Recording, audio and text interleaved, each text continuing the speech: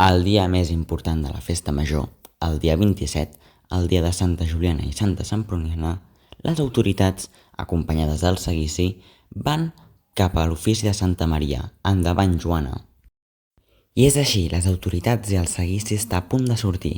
Aquest any, l'autoritat convidada és Laura Borràs, la presidenta del Parlament de Catalunya.